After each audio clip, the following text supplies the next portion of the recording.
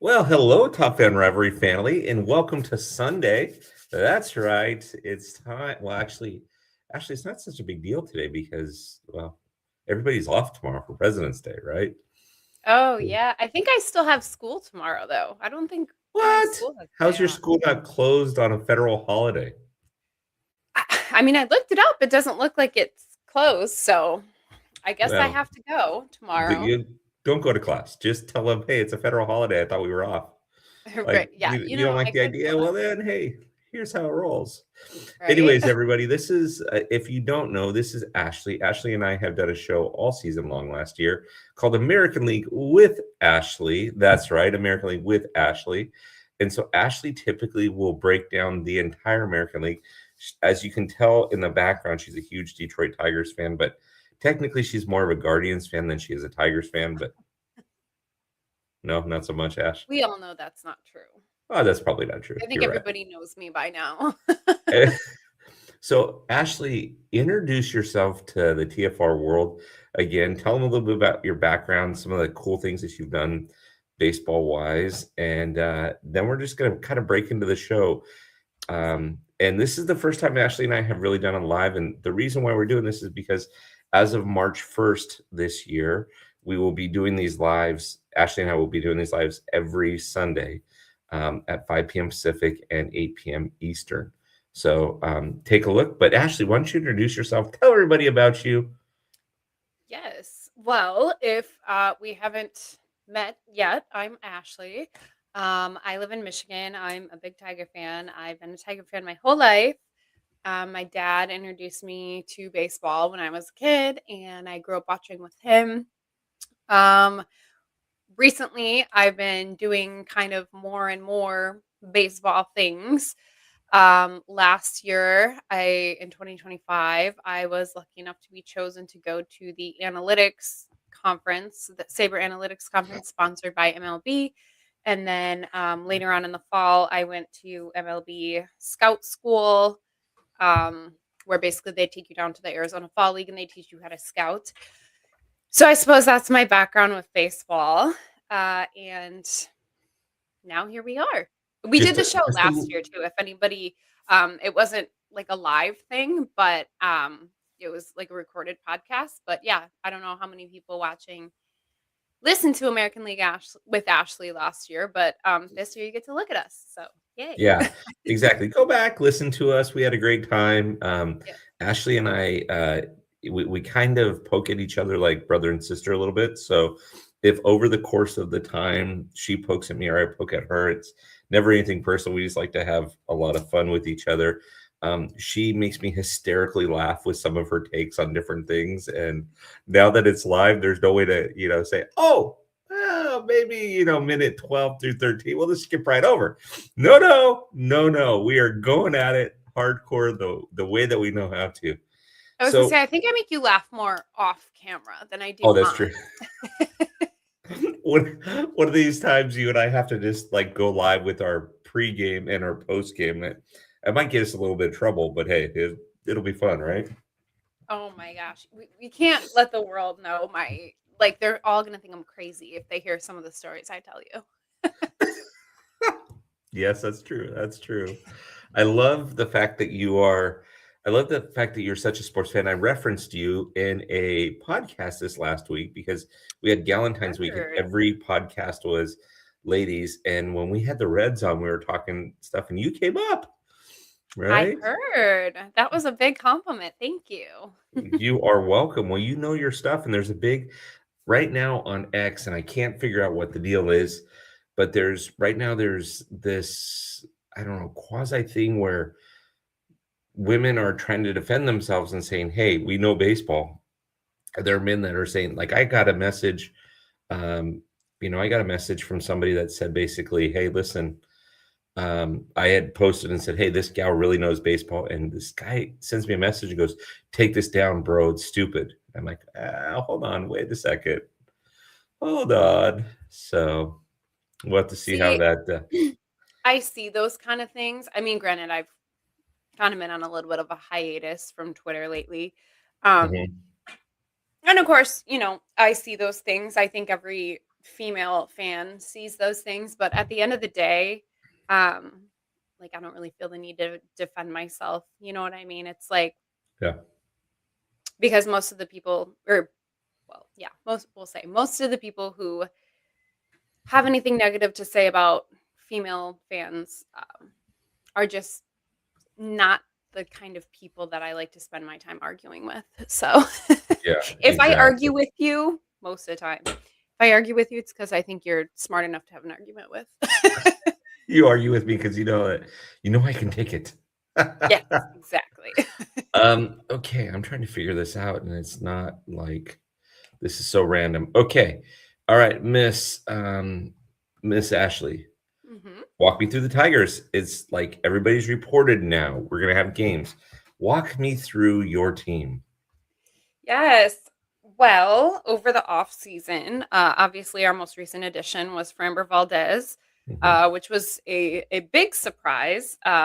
It seems like they kind of waited till the end of the off season. They were like, you know what, we're gonna keep you guys in suspense until the end of the off season, and then we're just gonna like boom, boom, boom. So they signed Framber Valdez to a 3-year, $115 million contract. So he'll be our number two, obviously behind Tarek Skubal. They signed Drew Anderson. I believe he was with the Korean Baseball League, if Mhm. I remember right. Assuming he'll probably have to prove himself, but to be completely honest, I don't know a lot about him, so we'll see. We signed Kenley Jansen for the back end of our bullpen, and we signed Kyle Finnegan again, which I'm super happy about. He had a little bit of a rough patch at the end of last season. But if you watch when he first came over from the Washington Nationals, he was incredible. The Tigers upped his splitter usage. It was like I think like 20 something percent, like 50 something percent. And I mean, he dominated. He absolutely dominated. He was phenomenal. Um, so I'm super happy about that. Obviously, Kenley Jansen's going to be a nice veteran presence, I think. And then not even haven't even talked about Will Vest yet. Will Vest was great last year. Mhm. Will Vest was the most trustworthy part of our bullpen, I think, last year. So we're gonna have a very, very good back end of the bullpen this year. So I'm excited about that. We'll have Tyler Holton, who usually is kind of like our long relief guy, um, who 2 years ago got an MVP vote. I always like to bring that up. MVP vote getter Tyler Holton. We have Bo Brisky, who has been, he a little streaky here and there, but he's been pretty dependable for us. So pitching as far as the rotation, probably Tarek Skubal for Amber Valdez. We just signed Justin Verlander. So I'm not sure if he's gonna be like where in the rotation he's gonna be. Then we have Jack Flaherty and Casey Mize as well. So it'll be interesting to see how that shakes out. Mhm. Um, I feel like there's going to be a lot of competition in spring training because moving over into the infield, our infield is absolutely stacked. Mhm. um, so starting over from first base, we have Spencer Torkelson, who, I mean, Torque's going to be our first baseman. Um, Second base, we have we have Glaber. So Glaber, more likely than not, is going to be playing second base. Um, Not sure where Colt Keith's gonna play. Because I know Kevin McGonigal's getting reps at third. Max Anderson is a second baseman, but we have Glaber. So our infield, I think it's gonna be a friendly competition. I just read something today or yesterday that Jace Young was taking reps at first, which Torque's gonna be our first baseman. So but I Your think it's buddy, gonna be a nice friendly competition. your buddy, Um, your BFF. Jace is your buddy. You love that guy. I was I root for him. Like I want him to be successful. Unfortunately, he was not, but you know. Is what it is, right? Um we have on the 40-man roster, we have Tyron Lorenzo, How You Lee. Oh yeah, How You Lee. There's another infielder. We have Jake Miller, Eduardo Valencia, and Trey Cruz, who we didn't want to lose in the Rule 5. So now we've added all of them to our 40-man roster. So I'm not sure if they're going to be up sometime this year. Eduardo Valencia is a catcher slash first baseman. I haven't personally seen him play defense. I did read something about the defense improving, but not sure where that's at. Tyron Lorenzo, catcher first baseman. I know he's been working a lot on his defense with Brian Pena, who is a former Tiger as well. So we have a lot of talent. And then the Kevin McGonigal, Max Clark conversation should be interesting. I think Kevin McGonigal will see the big leagues before Max Clark does. Mm-hmm. But I think Max Clark will see the big leagues sometime this year. I think he definitely will. McGonigal, we need his bat. We need his bat. We need his plate discipline. We need his, ability to recognize pitches, because that's kind of what did us in at the end of last year. We gave away a lot of at bats. I'm not going to name any names specifically, but we gave away a lot of at bats. Just not making the best swing decisions, and Kevin McGonigal is known for making very, very good swing decisions. So we have him, Max Clark as well. Max Clark will take his walks when he can. Parker Meadows was our center fielder for a lot of last year. Parker Meadows and Javi Baez as well. Max Clark is a center fielder. So again, I don't really know. We don't really know how it's going to play out. I think spring training will be telling. I think how everybody performs will be very telling. Obviously, we have Riley in left field. We have Carey Wenzel in right field. So, and then obviously Mr. Gold Glove, Dylan Dingler at catcher. So yeah, there's my walkthrough of the Tigers. There's a lot of question marks. I think there's a lot of question marks. But they're like exciting question marks that like I'm looking forward to seeing. Who beats out who. It's not like a question mark of, oh God, what are we gonna do? So. Oh yeah. There was an article that was written that was on MLB, and they were talking about like notable acquisitions, notable subtractions, and everybody that you guys lost this season, I looked at and I'm like, all right, and everybody that you gained, I thought made the Tigers a better team, honestly. For sure. We lost Akil Baddoo. We lost Andy Ibanez. We lost Jason Foley. We lost Alex Lang. We lost Chris Paddock. Departures, whatever.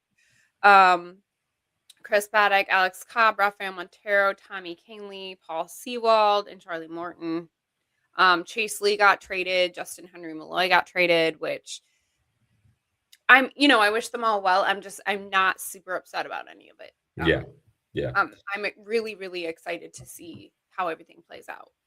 Well, I'm actually glad that Mr. Cade Upton came back to you guys, because I don't care what you're paying him, right? I could care less. You're paying him as a starting pitcher, relief pitcher, whatever he's going to do, starting pitcher probably. But you're also paying him to be a quasi-assistant pitching coach. He's the guy that's wearing the jersey that will go out every fifth day. That's not the pitching coach, but he can tutor the young guys. So I love that. I love that you guys got him back. That is I'm awesome. excited to see him back. He's a dependable. It's crazy to say Justin Verlander is going to be like back end of a rotation guy, but like he's going to be a dependable back end of the rotation veteran. So yeah, but even still, I mean, I'm okay with him being a back end of the rotation guy, because I'm good with that. Yeah. I'm honestly, I was super happy that we signed him back. I was very excited to see that. Obviously, I got to see Justin Verlander in his prime.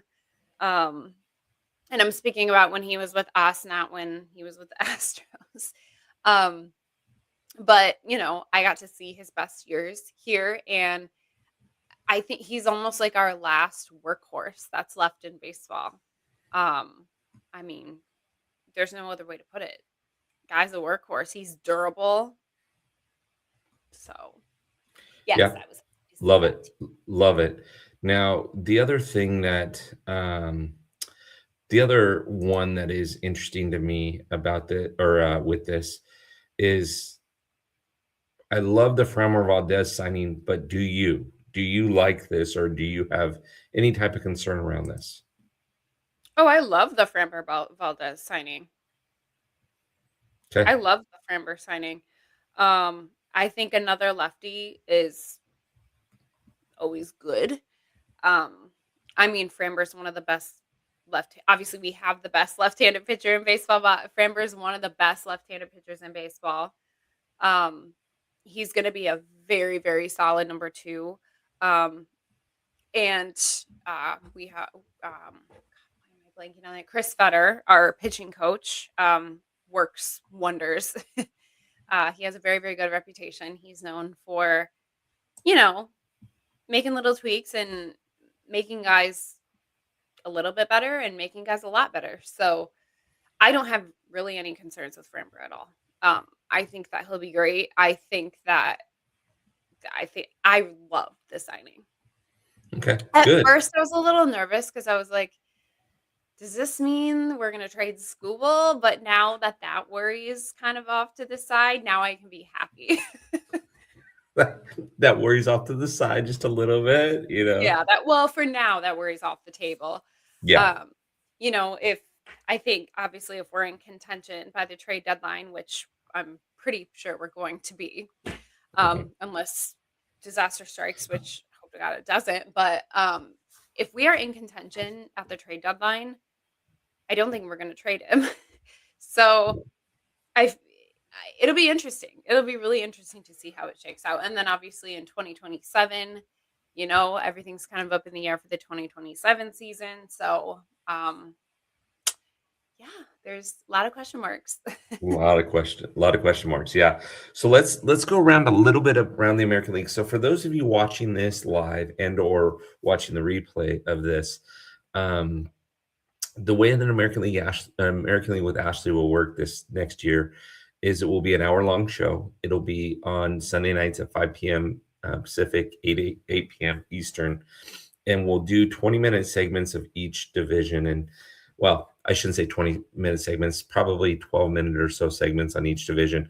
We'll have a guest on. Ashley and I will just do what Ashley and I do. You'll probably get a pretty good laugh out of some of the stuff that we have to say and some of our breakdowns, especially when the season starts and we're shaking our head going, I can't believe that that happened, or that's awesome that that happened. Let me throw out a couple of teams for you, and I'm going to tell you kind of what they lost or they gained, and then you tell me. I know you're not a huge fan of the Guardians, but the Guardians didn't do themselves any favor in the offseason. Have you No, they followed didn't. that? I mean, let me just say this. Let's see here. The Guardians,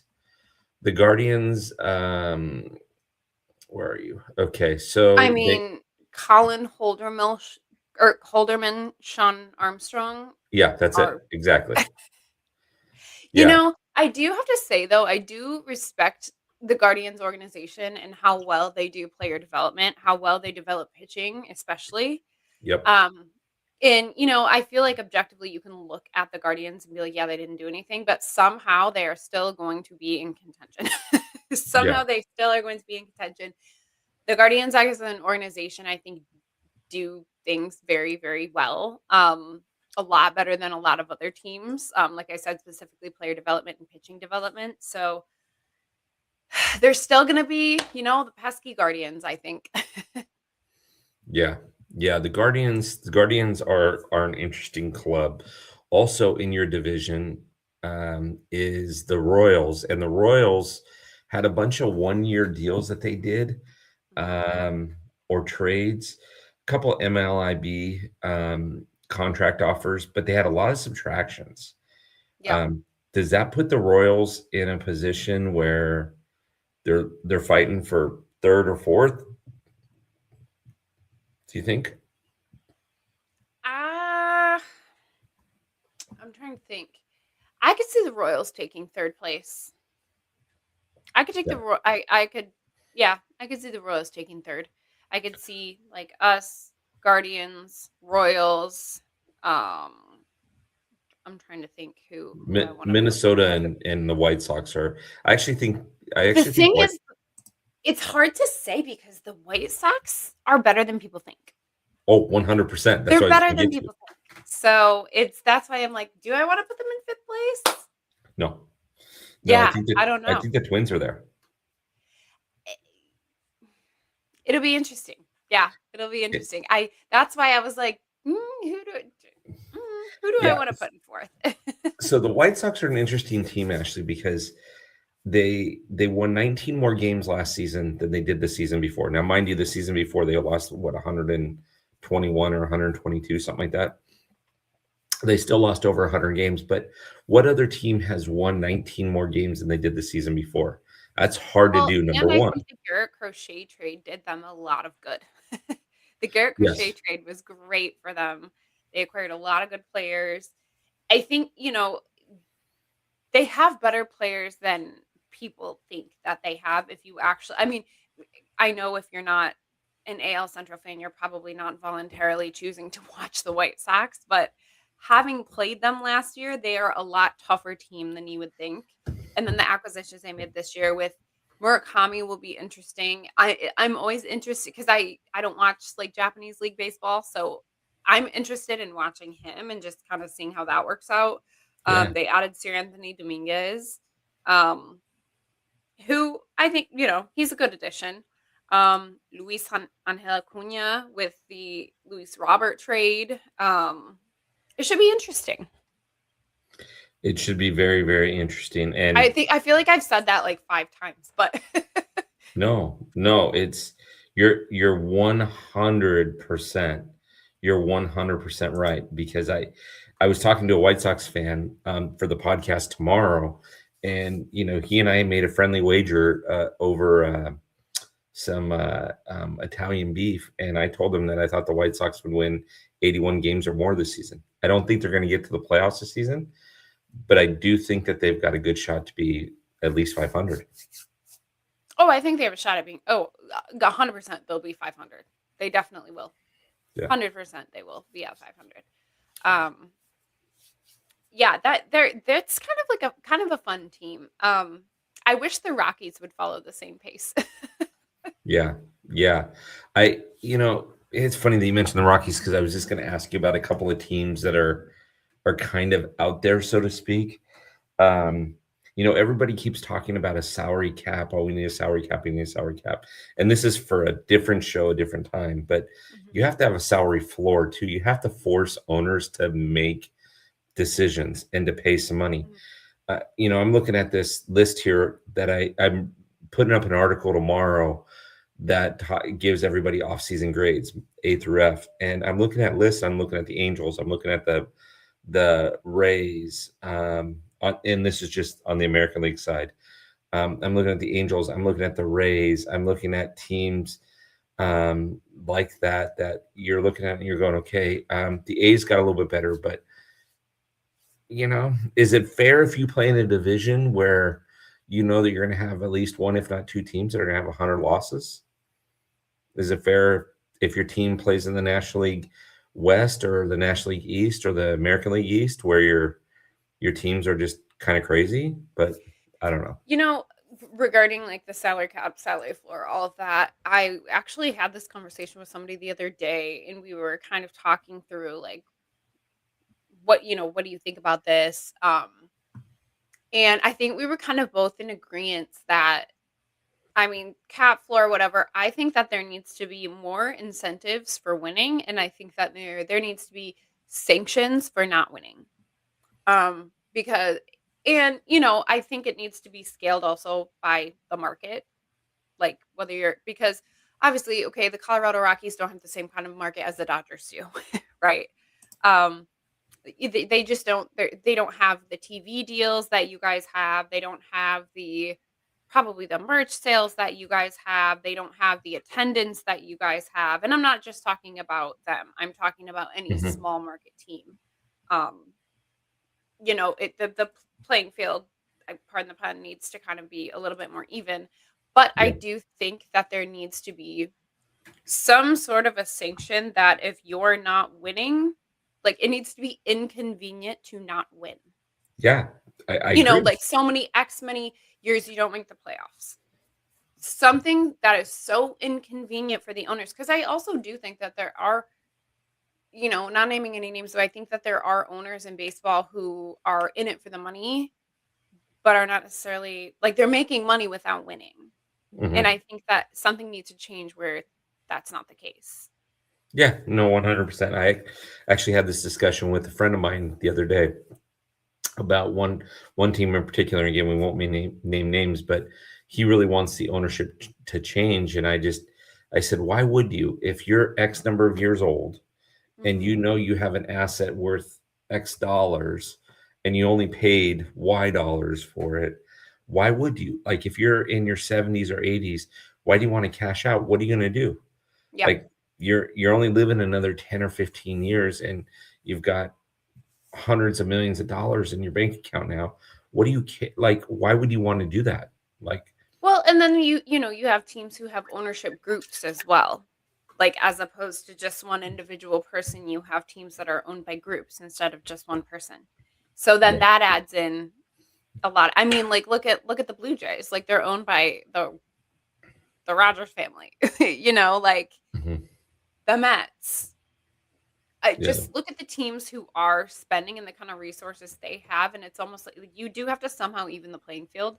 But I think there are ways to make the playoffs, at least make the playoffs without spending an absurd amount of money. But it has to start in other departments. It has to yeah, start in the scouting department. It has to, continue yes, in the player yes, development department. You have to invest in those resources in order to see everything come to fruition at the big league level. So, exactly. It has to start someplace, and not you don't. You can choose to build your team in one of three ways. You can either draft very, very well and develop and add in free agents over time. You can go straight for just drafting well or straight for the free agents. The first one is where you get teams that win. You draft well and you develop players. You never know when you're going to end up with a Scooble. You never know when you're going to end up with well, a and Will Scooble Smith. was what, a ninth round pick? Uh-huh. Yep, exactly. I mean, Mike I Piazza mean, was in the hats off seventh to that round. scout. Exactly. Exactly. Mike Piazza was a ninth round pick or a seventh round pick, something like that. Now he's in the Hall of Fame. And Scooble is putting together a Hall of Fame career. If he can do it for another 6 or 7 years, we'll see. Right? You know We'll who see. else comes to mind when I think of um, people who didn't go in the first round? And I'm looking up where this person went right now. Give me 1 second. This is where we Because play I the Jeff remember Bezos question. hearing from a scout that scouts weren't really on this person. There was like maybe something about him that everybody, maybe liked, like, oh, not sure. Brian Wu, Yeah. sixth Woo round. woo. Yeah. Yeah. Yeah. In Yeah. Yeah. college, he didn't have the best numbers. He wasn't all that great. He wasn't, I mean, I'm sure something about him stood out, but he wasn't like we're going to draft this guy in the first round. And now look at him. Yeah. Yeah. So that's my favorite when somebody gets drafted in the later rounds and then, Yeah. No, you see them turn into a Scooble. or when you see a team draft somebody high in the first round and you're thinking, huh, and you never see them ever again. Oh, if you go through, like, because sometimes I'll go back and I'll look through, like, this year's draft, this year's draft, Yeah. and it's like some of the names, a lot of the names in the first round, they never make it to the big leagues. And it's like, I'll look and I'm like, I just recently got into amateur baseball, Hmm. the last like 2 years maybe. So I didn't know who any of these people were. Yep. Yeah. No, that's a I mean, conversation I think at the end of the day, it's important to remember that baseball's hard. uh-huh. Hmm. And just because you get drafted doesn't mean you're going to play in the show. Oh, no. Yeah. I mean, I'll A make lot of this things have reference. to go right. I'll make this reference, and I guarantee Ashley doesn't know the reference because she's not a big movie buff. But think of Crash Davis. Crash Davis hit all these home runs in the minors for the Durham Bulls and never really made it to the show that well. Because Ashley's never seen Bull Durham, everybody. That's actually a funny reference. Thank you very much.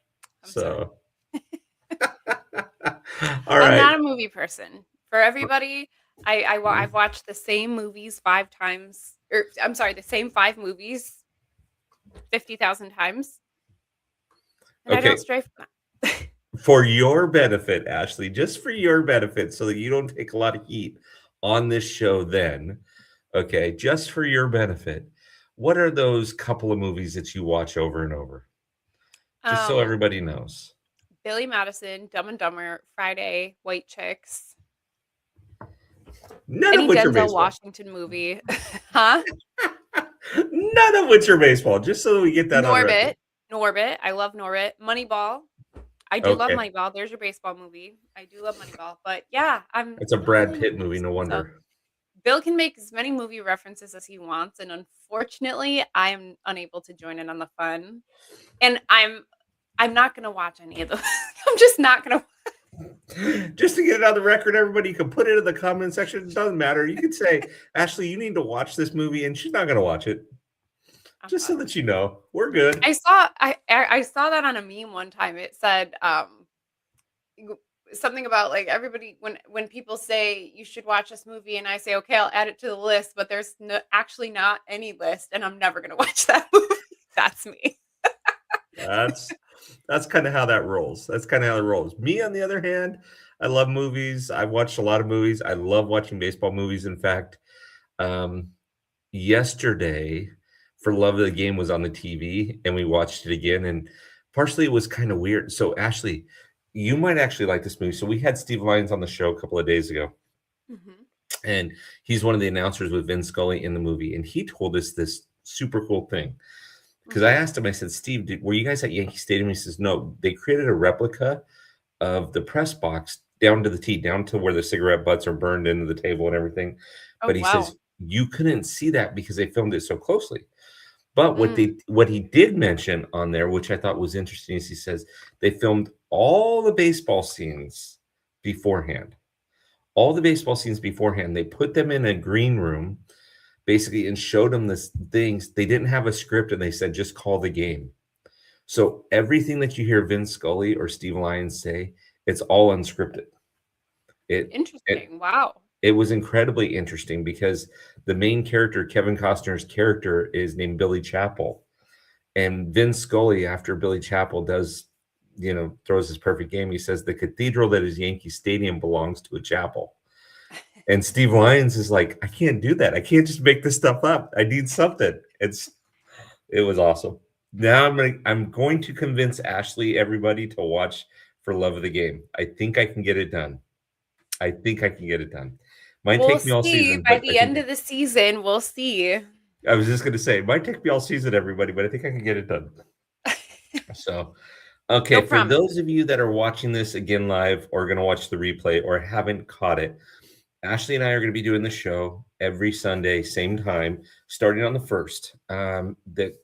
The concept behind it is we're going to go through each division in the American League and spend anywhere from 12 to 15 minutes, depending. We'll probably have some guests for each division throughout the league. Come on, and they can talk a little bit about that. Uh, as Ashley has mentioned before, she went to scout school. She is big into the scouting portion of the MLB, so you're going to get a lot of details and a lot of fun stuff. Plus, we're going to make you laugh. So I it's wanted what. I wanted to throw in too, if you are into amateur college Mhm. baseball or even like high school prospects, there will be little nuggets of that in there too, because Yes, I enjoy talking about that. And you'll hear stuff about the minor leagues as well. and I guarantee you'll hear about Dylan Dingler at some point in this show Oh yeah, because he has become a closet favorite for Ashley. closet favorite. I thought it was well known that I love Dylan. Well, You know no, what? It is. I love a catcher. I just love a catcher. I love a really, really good defensive catcher. I got to see Pudge. Mhm. I think Alex Avila was a little underrated. Maybe not.